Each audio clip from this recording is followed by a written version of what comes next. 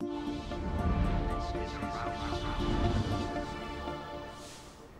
Petty Officer Michael Wilkin. In the news, getting brain-injured combat personnel out of the line of fire is the goal of a new policy currently being tested in theater. Now, a TBI screening will be mandatory following certain blast incidents rather than voluntary. The policy takes the responsibility of the decision away from the potential patient and places it with the line command.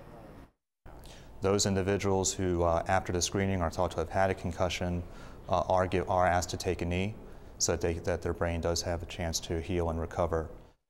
The criteria for mandatory screening in theater is based on the size of the blast, the distance between troops and the explosion, and damage to the vehicle or building.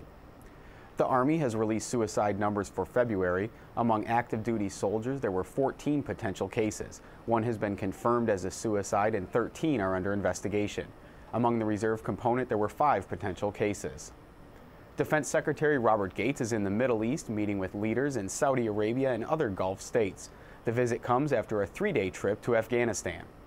Regional issues top the agenda in discussions with Gulf states. The Secretary met Thursday with leaders in Abu Dhabi. U.S. officials say many Gulf states are concerned with Iran's nuclear and missile programs. Secretary Gates is urging Saudi Arabia to consider working with other nations in response to Iran. Secretary Gates also met Wednesday with Saudi King Abdullah. The Secretary asked the Saudi leader to use his country's influence with other nations to support United Nations sanctions against Iran. The Secretary noted that U.S. efforts to engage Iran had been largely rebuffed, prompting the move for sanctions. The situation in Afghanistan was also among the topics discussed with Saudi leaders.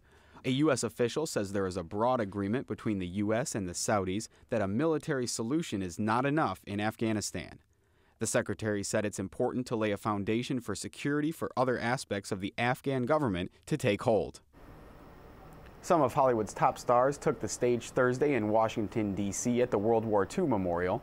They unveiled HBO's latest war saga from the creators of Band of Brothers: The Pacific.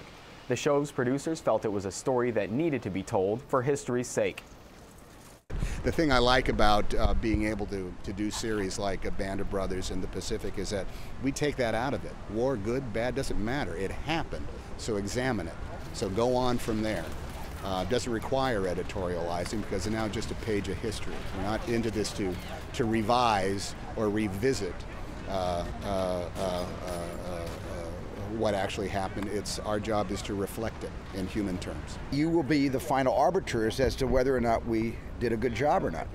And you'll tell us whether this acquits the memory of the service of those who fought, maybe your grandparents, that fought in that war. But we think, based on the memoirs that we were exposed to, the countless interviews that we did while Stephen Ambrose was still alive, and after he passed, his son Hugh Ambrose continued interviewing Marines of all the Pacific engagements.